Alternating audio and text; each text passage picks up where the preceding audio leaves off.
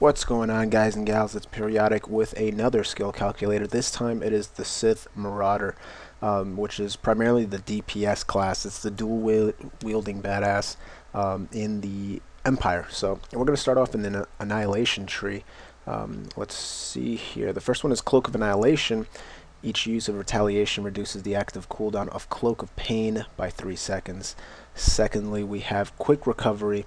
Reduces the rage cost of Smash and Sweeping Slash by 1. Reduces the cooldown of Smash by 1.5 seconds. We're going to want to take that if we do go into Annihilation. And Enrage Slash, Vicious Throw, Massacre, and Annihilate have a 33.33 chance to refund 1 rage when used. And we're going to put 3 in there, so we have a 100% chance. So any of those 3 moves, I apologize, 4 moves, will refund 1 rage when used. In the second tree, or the second tier, we have Hungering. Critical hits with bleed effects heal you for 1% of your maximum health. That's pretty cool. We're going to hold off for now and go for Seeping Wound. Rupture has a 50% chance to also reduce the target's movement speed by 30% for the duration. Now, this is primarily a PvP talent, and it could also be a good talent to use when in parties. And let's just say somebody is going to a healer, you can just hit Rupture on them and it would slow them down, things like that.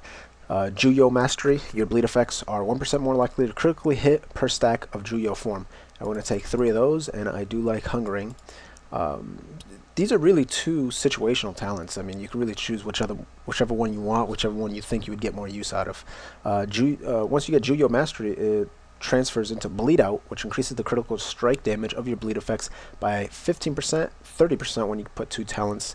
Deadly Saber charges your lightsabers with deadly energy for 15 seconds, causing your next 3 successful melee attacks to make the target bleed for 402 internal damage over 6 seconds. Stacks up to 3 times. This effect cannot occur more than once every 1.5 seconds.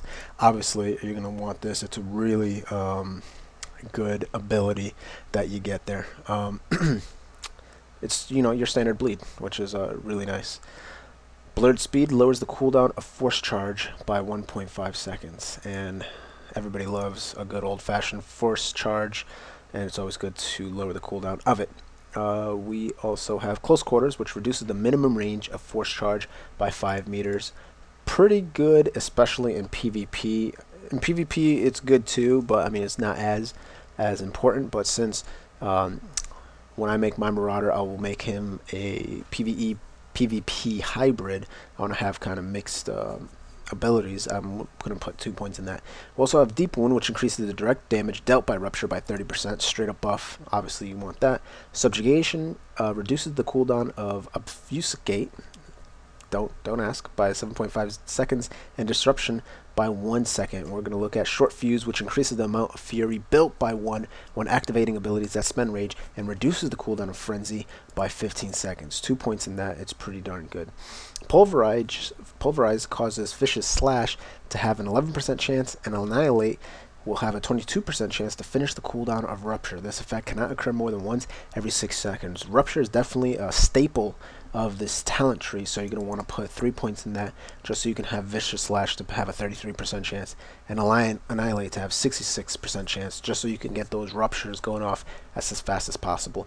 Now, Phantom will reduce all damage taken by 50% while Force Camouflage is active. Definitely good. Like I said, in a party situation, in PvP, if you're in a PvE situation and you really trust your healers, if you're in an operation and you have really great healers, you just don't die, then not really worth the points. But you could even just throw 1 just to be on the safe side. Now, Ferocity increases your movement speed by 15% while Predation is active, and at least 1 point in there. You could put more if you'd like. I'm actually going to put 2 in there. We're going to go with Hemorrhage, which increases the damage dealt by your bleed effects by 2%. And we want 3 points in there to give it 6%. And Empowerment causes your bleed effects to have a 50% chance when dealing damage to generate 1 rage. This effect cannot occur more than once every 1.5 seconds. And we want 2 2 points in there. And lastly, Annihilate strikes the target with both lightsabers for 528 to 808 weapon damage. Each use of this ability grants Annihilator for 15 seconds, lowering the cooldown of your next Annihilate by 1.5 seconds. Stacks up to 3 times, requires 2 lightsabers. Very nice move. Okay, next we go to Carnage, and the first one is defensive forms. It builds 1 fury when attacked. This effect cannot occur more than once every 1.5 seconds. Additionally, it improves the effect of your lightsaber form while they're active. And you have the 3 forms. The Shi'i-Cho form will get the benefit of further increasing damage reduction by 1%. The Juyo form reduces internal and elemental damage taken by 2%. And lastly, defensive forms will give the Arturo form an increase in movement speed by 7.5%, and obviously if we put 2 talents in there, you'll have 15% and 4 and 2 respectively for the others. Dual Wield Mastery increases the damage dealt with offhand lightsaber attacks by 12%. That's a no-brainer. You're going to get 36% offhand weapon buff. That's just, you know, standard. And Cloak of Carnage, Cloak of Pain, has a 50% chance to generate 1 rage when it can reciprocate damage to an attacker. This effect cannot occur more than once every 3 seconds. So what we're going to do is just put 1 and 1. Right there. And again, this is just my opinions, guys. You can easily change this up. That's the beauty of this game. At the moment, there really is no cookie cutter specs. A lot of these talents are no-brainers, but a lot of them are also quality of life or situational talents, and you kind of just want to take what you think is going to be best for you. Now, Erupting Fury in the 2nd tier increases the fury built by defeating opponents by 1, and you want that especially for leveling, definitely for PvP. In an operation, you're not necessarily going to be using that because you're going to want to max out your DPS as fast as possible, and you'll only, most of the time, you're only going to be facing 1 boss. So this is not going to be,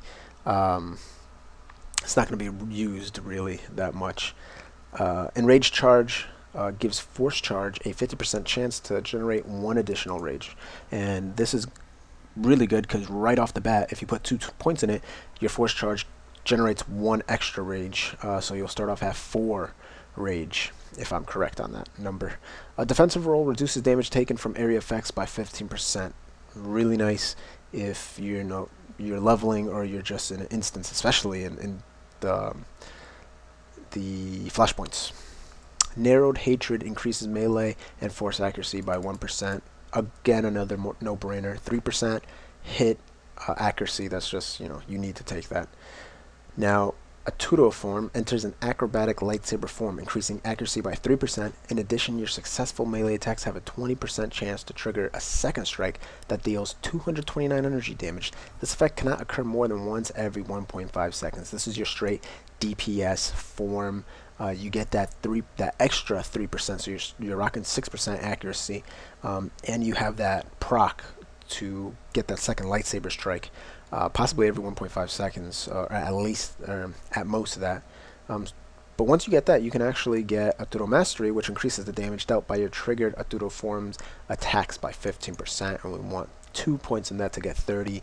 Execute gives your Arturo form hits a 15% chance to make your next rage spender deal 10% more damage, and what that pretty much means is that once you're in Arturo form, any kind of ability that you use in there that causes damage has a 30% chance of the next ability doing 10% more damage. And that segues into Blood Frenzy, which causes hits from Arturo form to grant Blood Frenzy for 6 seconds. When Blood Frenzy ends, you generate 1 rage. This can only occur every 6 seconds. And we definitely like that. Every single hit has a chance of giving you an extra rage in 6 seconds. It's a nice little random bonus. Only 1 talent point to use to spend on it. It's definitely a steal. Towering Rage increases the critical strike chance of Force Scream by 50% while Blood Frenzy is active. And if you're using Force Scream in your rotation, that's a nice talent to have. Enraged Assault reduces the cooldown of Battering Assault by 1.5 seconds. And Displacement causes Deadly Throw to have a 50% chance to immobilize the target for 3 seconds. Additionally, increases the range of Obfuscate by 3 meters. They're killing me with that word. But we're going to put 1 point in there. Actually, we'll put 2 points in there if you're doing any kind of PvP, or if you're doing PvE and you're leveling. This is a really nice talent to have, just to get a little quick CC going on for 3 seconds. You're taking on too many mobs, take one out for 3 seconds just using deadly throw. I like it. Rattling voice reduces force screams cooldown by 1.5 seconds and rage cost by 1. Now we can put 2 points in that and get the rage cost down by 2 and get the cooldown down by 3 seconds. I think the cooldown is either 10 or 6 seconds, so that's pretty nice. Gore is the target for 253 to 387 weapon damage and grants gore for 6 seconds, which increases armor penetration by 100%, requires 2 lightsabers. And obviously this is going to be your start off move from force charge. You're going to force charge, you're going to put gore on there to get that 100% armor penetration. And then you're going to start with your bleeds and everything else. The Marauder Carnage is definitely an awesome spec to have. But Unbound gives you force camouflage, 50% chance to break all movement impairing effects. Really nice. Not only do you have your 2-minute ability, warrior ability, that breaks all CC, you're also going to have this talent, which 100% of the time, if you put 2 talents in it, to break any kind of movement impairing effects. Now that's not all crowd control. It's not all. I'm rather sure it doesn't signify when you're stunned or anything like that. I think it's just if you're slowed, for example, like a Sith Warrior, Sith Juggernaut's, whatever his move is that slows you down by 50%. I can't remember what the name is, but this will break you out of it. I don't think it'll break you out of the Force Whirlwind by the Inquisitor, the Sorcerer, which puts you in like a little, it's almost like Cyclone from a Druid. I don't think it'll break you out of that. I'll have to check on that. Overwhelm. Ravage has a 50% chance to immobilize the target for the duration of the ability. That's pretty cool.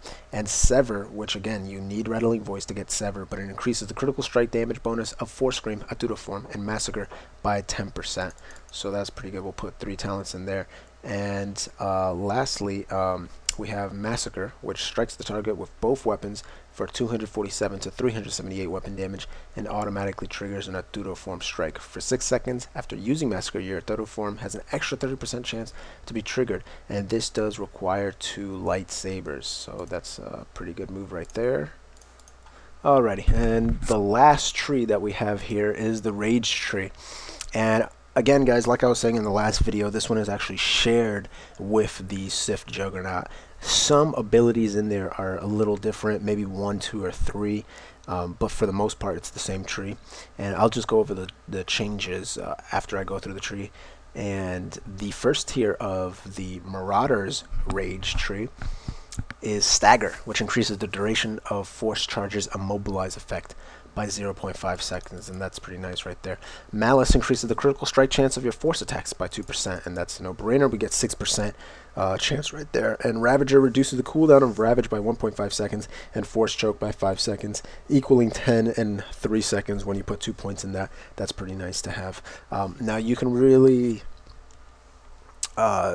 choose out of these 2 right here. You don't really need the Immobilize on Force Charge.